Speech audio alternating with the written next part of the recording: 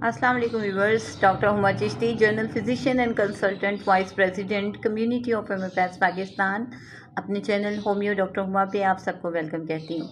आज की video on request है और इस हवाले से आपको बताना चाहूँगी कि जैसा कि आजकल सर्दी का मौसम है और फोगी वेदर के हवाले से मैंने रिसेंटली वीडियो अपलोड की और आपको बताया कि चेस्ट कंजेशंस हो जाती हैं। तो एक वीडियो जो है उसके लिए रिक्वेस्ट की गई कि क्वेश्चन ये है नाजरीन कि ये जो कंडीशन बनती है स्प्यूटम की, स्प्यूटम बन जाता है यानी बलगम बन जाती है, तो इसको इंस्टेंटली कैसे निकाला जा सकता है या कैसे रिलीफ इसमें आ सकता है, इस हवाले से आपको गाइड करूँगी। तो सबसे पहले आपको बताती चलूँ कि ये जो स्प्यूटम बनता है एक्चुअली ये क्या चीज़ है। स्प्यूटम या बलगम ये एक प्रोटेक्टिव म्यूकस है, यानी हमारी कुदरती तौर पे अल्लाह ताला ने ये फेफड़ों में बनाया है, ये बनता है और ये प्रोटेक्ट करता है हमारे लंग्स को। और जब ये सिक्रेशन ज़्यादा बनती है और तो इसकी वजह से क्या होता है कि वो एक नेचुरल जो मैकेनिज़्म चल रहा होता है वो डिस्टर्ब होता है और फिर सीने में जकड़न होने लगती है, यानी सांस लेने में तंगी होती है क्योंकि लाइनिंग नैरो होना शुरू हो जाती है। और म्यूकस लाइनिंग जब नैरो होती है तो उसकी वजह से सांस लेने में घुटन होती है, तंगी होती है और चेस्ट कंजेशन होती है। तो क्वेश्चन ये है कि जब ऐसा हो जाए तो मेडिकल पॉइंट ऑफ व्यू से हमें क्या करना चाहिए और आप घर में रहते हुए क्या कर सकते हैं। तो सबसे पहली बात कि पानी अल्लाह ताला की इतनी प्यारी नेमत है कि ये हाइड्रेट भी आपको रखता है और स्प्यूटम को जो है वो लूज़ करता है और बाहर निकालने में मददगार होता है, एक्सपेक्टोरेट करने में आसानी हो जाती है।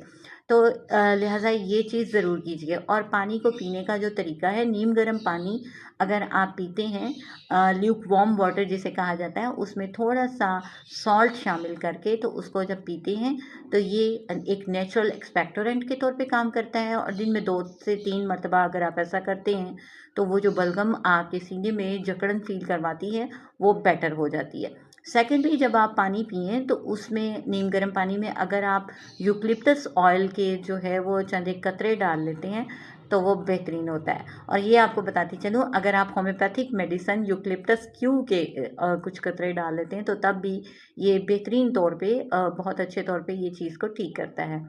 इसके अलावा वो बलगम जो नहीं निकल रही होती उसके लिए हमारी होम्योपैथिक मेडिसिन तो है ही, एंटोमन टार्ट अगर वो इस्तेमाल की जाए, एंटम टार्ट जो है वो ये कंजेशन ठीक करती है और निकाल देती है उस बलगम को जो तंग कर रही होती है और बाहर नहीं आ रही होती।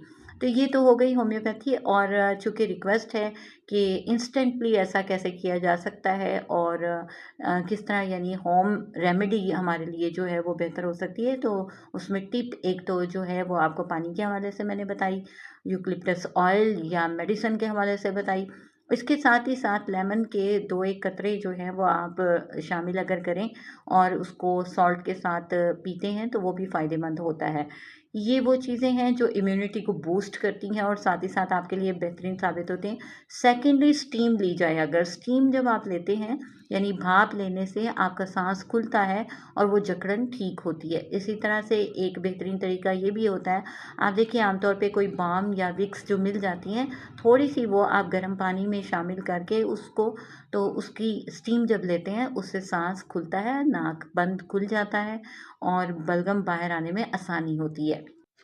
माय डियर व्यूवर्स, इसके अलावा एक टेक्निक होती है जिसे कंट्रोल्ड कफिंग टेक्निक कहा जाता है। इसमें आपने क्या करना होता है कि आपने ज़ोरदार खांसी करनी है और उसको 2 सेकंड के लिए सांस को रोकना है और फिर से खांसी करनी है। तो इस तरह से क्या होता है कि उस स्पूटम को बाहर आने में आसानी होती है।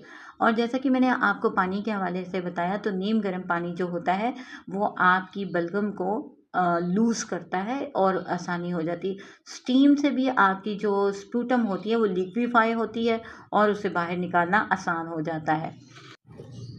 वन मोर टेक्निक आपको बताती चलूँ कि इसे चेस्ट परकशन कहा जाता है, यानी सीने पे हल्की थपकी देते रहने से इस तरह से क्या होता है कि बच्चों के अगर इस तरह से हो रहा है तो आप उनके चेस्ट पे परकशन करेंगे, थपकी देंगे, पैटिंग करेंगे तो इससे क्या होगा कि बलगम लूज़ होती है।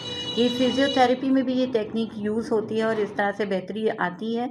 और आपको बताती चलूँ कि ये चीज़ें फ़ायदेमंद हैं, इनको आप इस्तेमाल करते हुए इससे इंस्टेंट रिलीफ ले सकते हैं।